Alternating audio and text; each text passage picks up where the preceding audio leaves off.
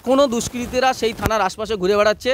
সেজন্য পুলিশ আমাদেরকে ভাঙড় থানা থেকে আমাদের ভাঙড় 2 নম্বর ব্লক এই বিডিও অফিসের পর্যন্ত আমাদেরকে রেস্কিউ করে আমাদেরকে সেফ জোনে বার করে দেন। একদম থানার সামনে কয়েকজন দুষ্কৃতী ছিল যাদের নাম হচ্ছে আহসান মোল্লা, রাজ্জাক খান, আসান, মোদাসের মোল্লা, রাজু পোদ্দার সহ আরও অনেকজন, প্রায় 20-25 জন। সেই সময় আমরা যখন ডেপুটেশন দিয়ে বার হই তখন আমাদের একদম থানার গেটের সামনে আমাদের উপর আক্রমণ চলে। এই 20-22 জন সাংবাদিক মুখে কালো একেবারে কাপড় বেঁধে, যে গণতন্ত্রের উপর যেহেতু হামলা হয়েছে, সাংবাদিকরা হচ্ছে গণতন্ত্রের চতুর্থ স্তম্ভ। আসলে গতকালকে আমাদের ডিজিটাল মিডিয়ার একজন সাংবাদিক রশিদ আমার পাশে দাঁড়িয়ে রয়েছে। গতকালকে সে ব্রিজের খবর করতে গিয়ে আক্রান্ত হয়। সেই নিয়ে আমরা গতকালকে কাশীপুর থানায় একটা লিখিত অভিযোগ দায়ের করি এবং আমাদের সংগঠনের পক্ষ থেকে আজকে আবার ভাঙড় থানাতে একটা আবেদনপত্র, একটা ডেপুটেশন জমা দিতে যাই।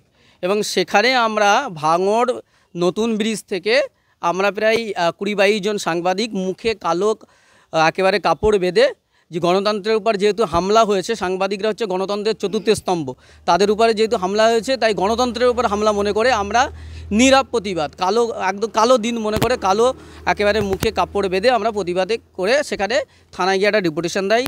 থানা আমাদের ডেপুটেশন গ্রহণ করে।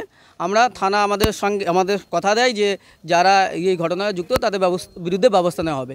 এবার থানা থেকে যেই বেরিয়ে আসছি ভাঙড় থানায়, একদম থানার সামনে কয়েকজন দুষ্কৃতী ছিল যাদের নাম হচ্ছে আহসান মোল্লা, রাজ্জাক খান, আসান, মোদাসের মোল্লা, রাজু পোদ্দার সহ আরও অনেকজন, প্রায় 20-25 জন। সেই সময় আমরা যখন ডেপুটেশন দিয়ে বার হই তখন আমাদের একদম থানার গেটের সামনে আমাদের উপর আক্রমণ চলে।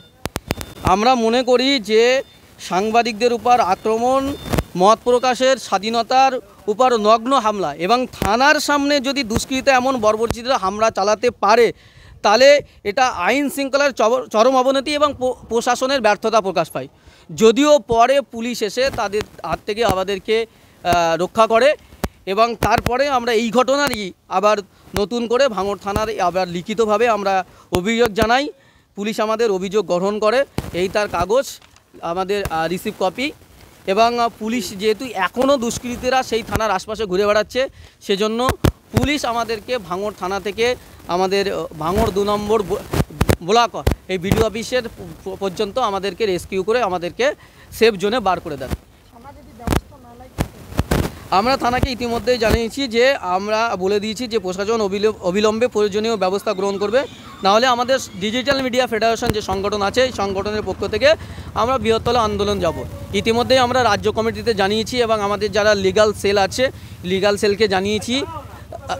সেলকে জানিয়েছি। তারা বলেছেন যে এটা নিয়ে আমরা আজকে রাত্রে আমাদের রাজ্য কমিটিতে মিটিং হবে, এবং আমাদের যারা লিগ্যাল সেল রয়েছে, যারা আইনজীবীরা রয়েছেন, তারা বিষয়টা দেখছেন। আগামীকাল যেহেতু পুলিশ আমাদেরকে কথা দিয়েছে যে আমরা ব্যবস্থা গ্রহণ করব, এবং পাশাপাশি এটা যে থানার সামনে এরকম কেন হচ্ছে, আমাদের আইনজীবীরা কি লিগ্যাল ব্যবস্থা নিলে হয় সেটাও নেবেন ওনারা জানিয়েছেন।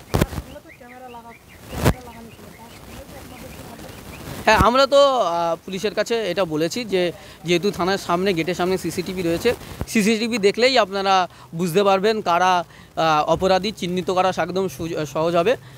পুলিশ জানিয়েছে, আমাদের ভাঙড় থানার অ্যাডিশনাল ওসি তার সঙ্গে কথা হয়েছে, তিনি জানিয়েছেন ওনারা যথোপযুক্ত ব্যবস্থা নেবেন। আমার নাম শাকিরুল ইসলাম, আমি রাজ্য সম্পাদক ডিজিটাল মিডিয়া ফেডারেশনে।